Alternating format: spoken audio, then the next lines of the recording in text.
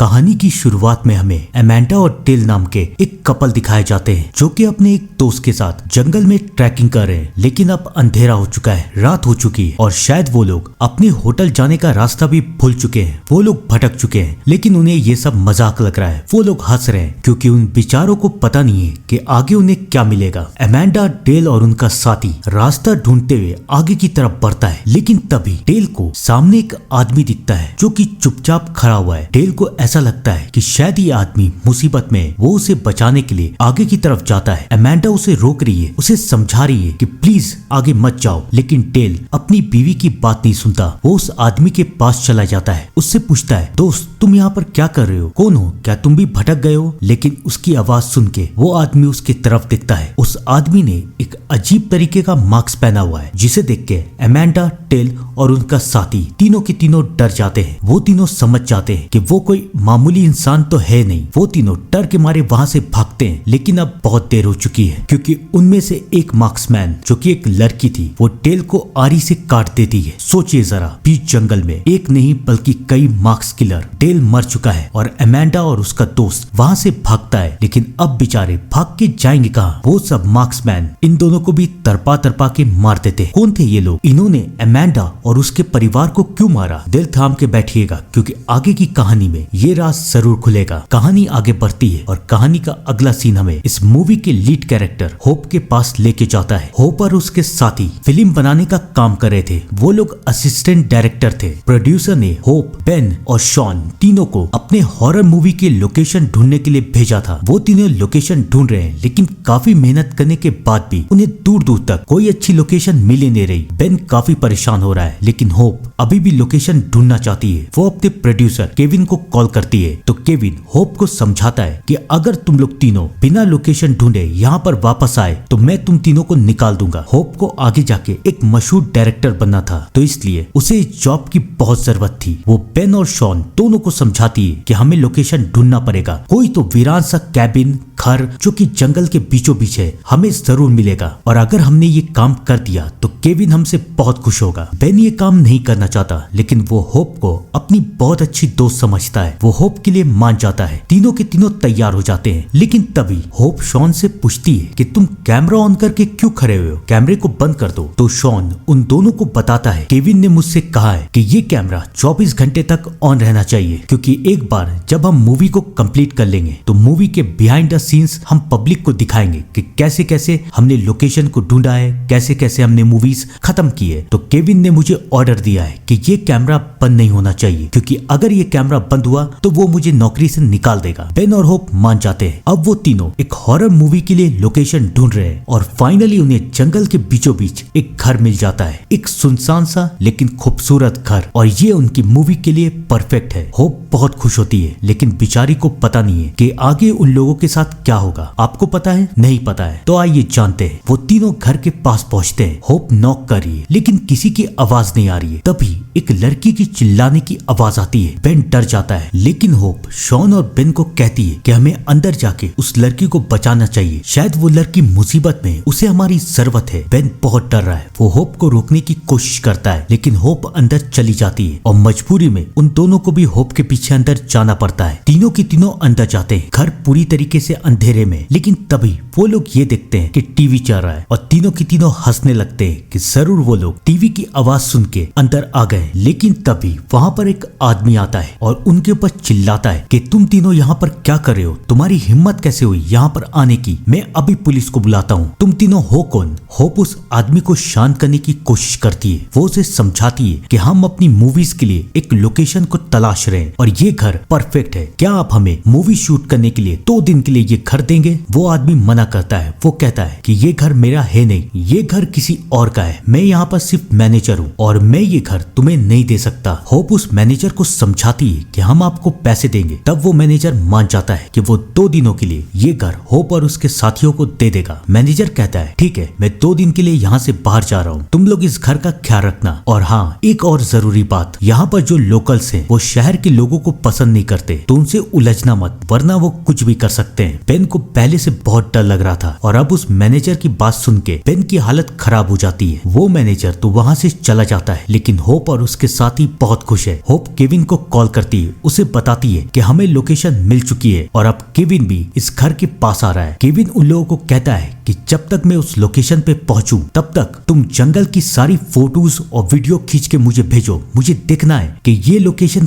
कितना स्कैरी और हॉरर है। होप मान जाती है। होप, केविन और बेन तीनों के तीनों जंगल में फोटोज खींच रहे हैं, उसकी वीडियो बना रहे हैं। लेकिन तभी होप को एहसास होता है कि उस जंगल के पास एक साया है जो कि उसे देख रहा है। वो डर जाती है। वो शॉन को बुलाती है। शॉन वहाँ पर लाइट जलाता है, लेकिन वहाँ पर तो कोई है ही नहीं। उसे लगता है कि शायद होप थक चुकी है, वो सोई नहीं है, वो भूखी है। तो उसे इमेजिन हो रहा है। होप को भी लगता है कि शायद शॉन सही कह रहा है, लेकिन बेचारों को पता नहीं था कि आगे क्या होगा। वो तीनों अंदर जाते हैं, सारे वीडियोस और फोटोज को चेक कर रहे हैं और यहाँ पर आएगा इस कहानी का पहला ट्विस्ट। फाइनली जो होप की गलतफहमी थी अब वो सच्चाई बन जाती है। वो लोग देखते हैं कि उस वीडियो में एक मार्क्समैन है। ये वही मार्क्समैन है जिसने अमेंडा और डेल को मारा था, याद है ना? और ये मार्क्समैन उन लोगों को देख रहा है। अब होप, बेन और शॉन तीनों के तीनों डर जाते हैं। उन्हें समझ में नहीं आ रहा कि ये कौन है, ये हमारे पीछे क्यों पड़ा है। बेन अपने साथियों को याद दिलाता है कि मैनेजर ने क्या कहा था कि यहाँ के लोकल्स शहर के लोगों को पसंद नहीं करते, तो क्या ये हमें नुकसान पहुंचाएंगे, क्या ये हमें मार देंगे।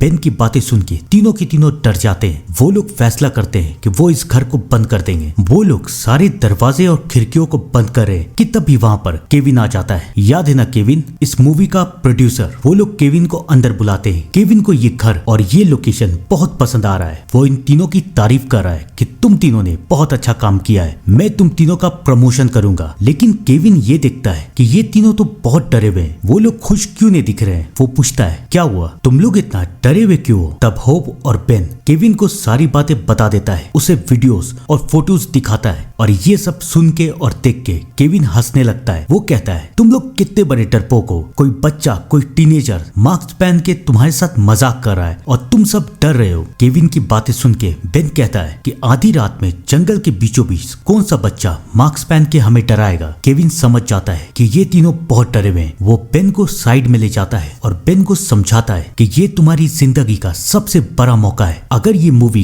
कामयाब हो गई तो तुम तीनों शायद डायरेक्टर बन सकते हो। सोचो, तुम अपनी बेवकूफी के कारण अपनी जिंदगी का इतना बड़ा मौका खोना चाहते हो। केविन की बातें सुन के बेन, होप और शॉन तीनों के तीनों मान जाते हैं और अब केविन डायरेक्टर को कॉल करता है। उसे बताता है कि हमें लोकेशन मिल चुकी है, फिक्र करने की कोई बात नहीं है। आज रात हम इस लोकेशन में रुकेंगे और उसके बाद हम इस पूरे लोकेशन को एक्सप्लोर करेंगे, देखेंगे कि यहाँ पर क्या क्या है। केविन तो बहुत खुश है, लेकिन वो तीनों अभी भी बहुत डरे हुए हैं। वो केविन को समझाते हैं कि हम तीनों आज रात इस घर में नहीं रुकेंगे, लेकिन केविन को अब गुस्सा आ रहा है। वो इन तीनों को कहता है कि अगर आज रात तुम तीनों यहाँ से गए तो कल से काम पे आने की जरूरत नहीं है, मैं तुम तीनों को निकाल दूंगा। वो तीनों केविन को समझाने की कोशिश कर रहे हैं। केविन और उनके बीच बहस हो रही है और यहाँ पर आएगा इस कहानी का दूसरा ट्विस्ट। तभी दरवाजे पे नॉक होता है। Knock knock. चारों के चारों डर जाते हैं कि कौन है इतने अंधेरे में, इतनी रात में। असिस्टेंट तो इतनी जल्दी आ नहीं सकती। वो सब दरवाजा खोलते हैं, बाहर कोई भी नहीं है। दूर दूर तक किसी के नामो निशान तक नहीं है। वो तीनों डर रहे हैं, लेकिन केविन उन्हें समझा रहा है कि कोई बच्चा तुम्हारे साथ मजाक कर रहा है और कुछ भी नहीं। वो दरवाजा बंद कर देता है, लेकिन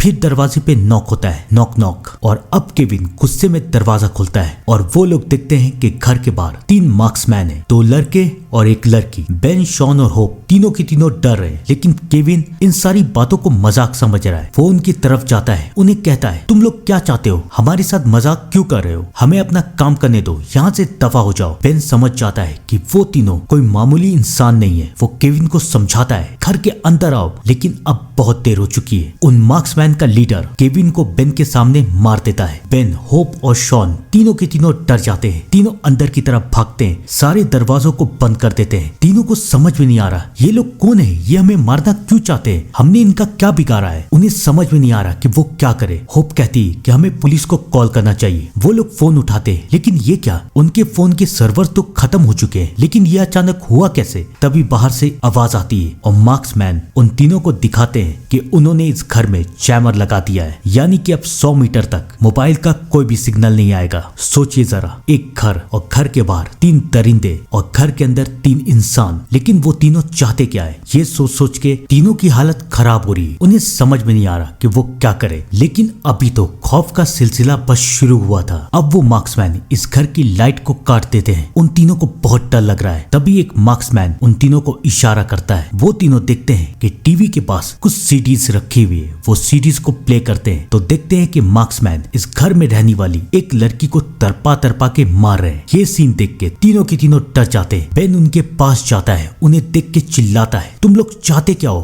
क्यों हमारे साथ ऐसा कर रहे हो? क्या चाहते हो तुम लोग? तो फिर वो लोग बताते हैं कि हम लड़की को चाहते हैं। अगर तुम दोनों को बचना है तो लड़की को छोड़ो और यहाँ से चले जाओ। ये देख के होप डर जाती है। होप को समझ में नहीं आ रहा कि ये लोग उसके साथ ऐसा क्यों कर रहे हैं। उसे लगता है कि शायद ये लोग उसे कोई और समझ रहे हैं। वो चिल्लाती है कि आप लोग कंफ्यूज कर रहे हैं। मैं एक मामूली सी लड़की हूँ, मैं असिस्टेंट डायरेक्टर का काम करती हूँ, मैं यहाँ पहली बार आई हूँ, प्लीज मुझे यहाँ से जाने दीजिए। लेकिन वो मार्क्समैन होप को जाने नहीं देंगे। वो समझ जाती है उनके गैंग में एक लड़की भी थी। होप उसके पास जाती है, उससे कहती है कि प्लीज तुम भी लड़की हो, मैं भी लड़की हूँ, मेरी मदद करो। तुम लोग मुझे क्यों मारना चाहती हो? मुझे जाने दो, मेरे साथियों को यहाँ से जाने दो। हम लोग कभी यहाँ वापस नहीं आएंगे। आखिर तुम भी तो इंसान हो, मैं भी इंसान हूँ, प्लीज मेरी मदद करो। होप की बातें सुन के वो लड़की अपना मार्क्स ऊपर करती है और उसका चेहरा देख के होप समझ जाती है कि ये कोई मामूली इंसान नहीं है, बल्कि एक साइको किलर है और वो होप और उसके साथियों को नहीं छोड़ेगी। उन तीनों को समझ में नहीं आ रहा था कि वो तीनों क्या करे। बेन अपने साथियों को समझाता है कि हमें बस रात तक का इंतजार करना है। कल सुबह सारे के सारे क्रू मेंबर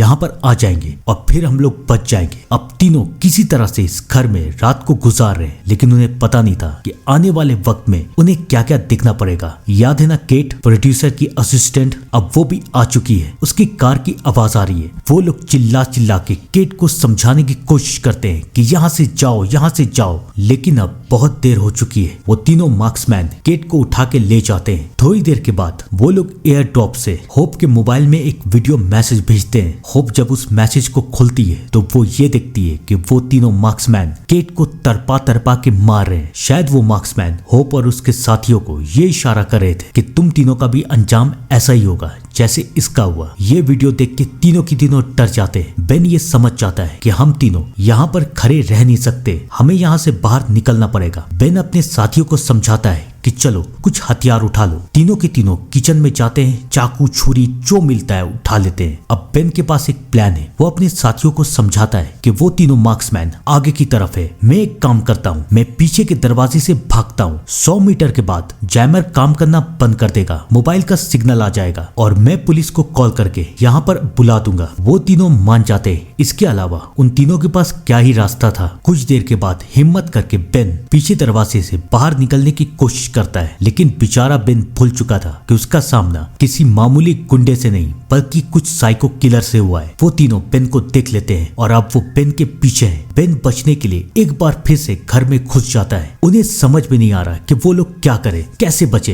तभी उन्हें आवाज आती है, खिड़की तोड़ने की आवाज, और वो लोग समझ जाते हैं कि उनमें से एक इस घर में घुस चुका है। वो लोग कमरे की तरफ बढ़ते हैं। उनमें से एक बाहर निकलता है, लेकिन बेन उसे मार देता है और उसके बाद वो लोग खिड़की को बंद कर देते हैं। अपनी एक साथी की मौत देख के वो मार्क्समैन गुस्से में आ जाता है और अब वो ये तय करता है कि वो अब इन तीनों को जिंदा नहीं छोड़ेगा। वो प्लान बनाता है कि वो इस घर को आग लगा देगा। वो अब इस घर को आग लगा रहा है और तीनों की तीनों डर रहे हैं। अब होप अपने साथियों को समझाती है कि हमारे पास बस एक ही रास्ता है कि हम लोग यहाँ से निकल जाए और बाहर की तरफ भागते रहे। तब तक भागे जब तक हम लोग इस मनहूस जंगल से और इस घर से दूर ना चले जाए। लेकिन इससे पहले वो लोग कुछ कर पाते। याद है ना वो मार्क्स वाली लड़की, वो भी वहाँ पर आ जाती है और उसे देख के तीनों के तीनों वहाँ से भागते हैं। कौन बचेगा, कौन जिंदा रहेगा, आइए जानते हैं। होप और शॉन जंगल की तरफ भागते हैं और बेन अभी भी घर में। सबसे पहला शिकार बनता है शॉन। उनमें से एक मार्क्समैन शॉन को तरपा तरपा के मार देता है और वहां दूसरी तरफ घर में वो लोग बेन के ऊपर हमला कर देते हैं। बेन उनमें से एक को तो मार देता है, लेकिन दूसरा जिसके हाथों में आ रही है वो बेन को भी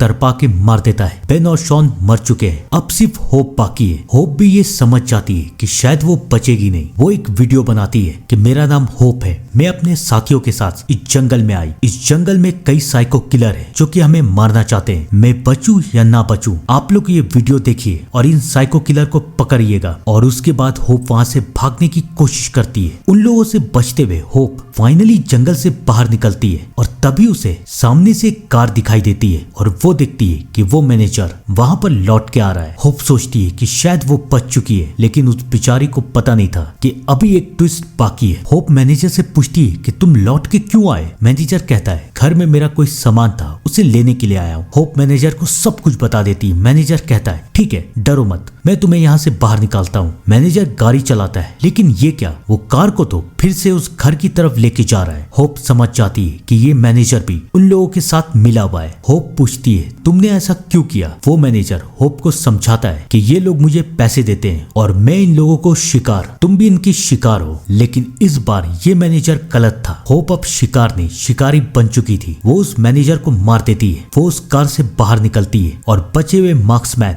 होप के ऊपर हमला करते हैं। लेकिन अब होप के अंदर एक उम्मीद आ चुकी थी। वो बारी बारी करके उन मार्क्समैन को भी मार देती है और फिर वो कार लेके वहां से निकल जाती है। कहानी आगे बढ़ती है लगभग 2 महीने आगे। याद है ना वो कैमरा जो कि 24 घंटे ऑन था? होप और उसके साथियों के साथ जो हुआ, होप ने उसकी एक डॉक्यूमेंट्री बना ली। ये डॉक्यूमेंट्री रिलीज हुई और ये एक बहुत बड़ी हिट बन गई। फाइनली होप एक सक्सेसफुल डायरेक्टर बन चुकी है। उसके बाद होप एक इंटरव्यू दे रही है और रिपोर्टर होप से एक सवाल पूछता है कि आपने तो कहा था कि वहां पर 5 मार्क्समैन थे, लेकिन पुलिस को तो सिर्फ 4 की लाश मिली, एक और कहाँ है? होप कहती है कि शायद मुझे गलतफहमी हुई थी, वहां पर 4 ही होंगे। लेकिन बेचारी होप को पता नहीं था कि अभी आखिरी ट्विस्ट तो बाकी है। होप अपने घर में आराम कर रही है और तब एक साया होप के ऊपर हमला कर देता है, यानी कि वो लोग अभी भी जिंदा है। मुझे लगता है कि इस कहानी का पार्ट 2 भी आना चाहिए। आपको क्या लगता है? कमेंट करके जरूर बताइएगा। तब तक के लिए thank you and good bye.